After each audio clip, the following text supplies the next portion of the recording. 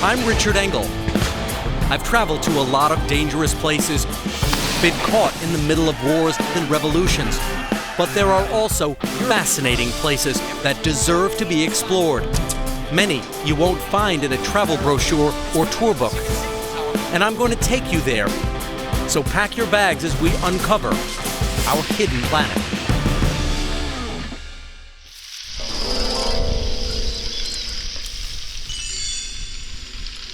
If there were a journey that could take you back through time to when cavemen walked the earth, this would be the road. Half a day's drive from the traffic of Arusha city in the northern region of Tanzania, we pass through a primitive world. From Ngorongoro's deep crater to the dusty, endless plains nearby. In this land of volcanoes and valleys, mankind may have begun. The proof is in the land itself. Here in 1972, archaeologist Mary Leakey discovered footprints left by pygmy-sized hominids 3.6 million years ago, the first recorded steps of our ancestors. Our drive takes us to the base of Mount Kilimanjaro, on the border between Moshi and Arusha. Here lies the homes of one of the most famous tribes in Tanzania, the Maasai. The Maasai are one of 120 tribes in the region. Another is the Bushmen. We'll meet them later. The Maasai live off the land. They farm or raise cattle and are unmistakable with their trademark plaid shawls and handmade jewelry. The men of the village invite me to a Maasai test of strength. Who can jump the highest? They line up to take turns. Clearly, the Maasai had the upper hand. And I head out to our next destination. Our path takes us off paved roads to a much more ancient culture. You see that those is caves. Where? So those one. Do you see the yes?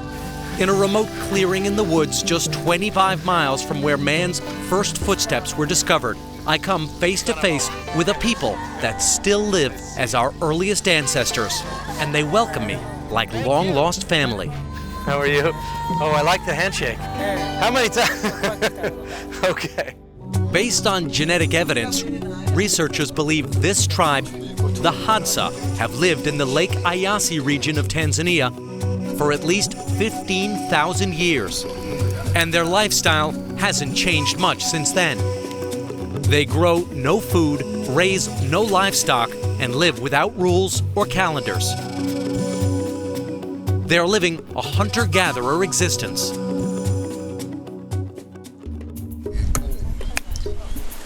This is a very hard language. They speak Hadzane, an ancient language. What about the sound? The Hadza make a clicking sound.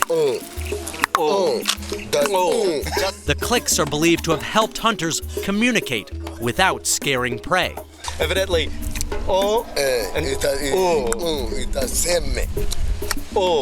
dries out your mouth. I hope I'm not saying anything terribly offensive with The Hadza still hunt to survive. They spend their free time perfecting handmade bows and arrows. The bows are notched with patches of fur, one for each baboon they've shot. Target practice is a favorite pastime. Here, it's literally child's play. The Hadza have no money. They barter wild honey for metal arrowheads with an added secret weapon. Take care. There is poison arrows. There's poison arrows? Yeah. I'm gonna sit on a poison arrow. So these are the bows and arrows, huh? So they're apparently challenging me to an archery contest, which I am sure I'm going to lose. Ooh. Head on. That was a little better. All right. Now that I'm semi-versed in archery, they invite me to join on the next morning's hunt. I don't want to shoot any people. They keep up a brisk pace for 2 hours. They move extremely well through these thorn bushes and trees. They're on the lookout for any small movement or noise, an answer to a whistled bird call. But antelope and baboons are scarce. They've been chased off by local farmers who are gradually edging out the Hadza. They've been out for a few hours. So far, nothing. They're going to keep going until they find something.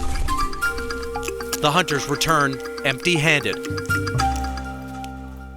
But Sigwas, a father of two, is not concerned. We don't get anything. And they're going to collecting some fruits and digging roots. Sigwas has no knowledge of the world beyond a day's walk. Have you ever heard of any foreign city? New York, London, Paris? I don't know anywhere. Just I know how to hunting, how to drop the baobab fruits, and how to making just that. He asks if Arusha, the closest big city, is a tribe. He only has one question for me. Why you are so white? Why am I so white? Yeah. That's a good question. I don't know why I'm so white. But Sigwas is an expert on what he needs to know. He can make a fire in less than a minute. It's the only way to keep warm, cook food, and light a pipe full of wild tobacco, or indulge in something stronger. They love to smoke. It's hard to emphasize how much they like to smoke. This is just tobacco, but they've been asking us over and over, do we have any marijuana? That is their absolute favorite thing to do. Almost ironic that one of the oldest cultures in the world are heavy pot smokers. It's not good for you. Gender roles between the Hadza men and women are clearly defined. The men and boys are the hunters. The women tend the camp and children. Bube is one of the wives of this village. Her grandmother helped her give birth. At night, the family sleep on animal skins, under a rock ledge if it's raining, or in huts woven from branches if it's dry. Water comes from a distant riverbed. Home remedies pass for medical care. The life of the Hadza people is not an easy one, and almost half of all children die before reaching adulthood. Has life changed a lot for you in the last 10 years, or is it the same?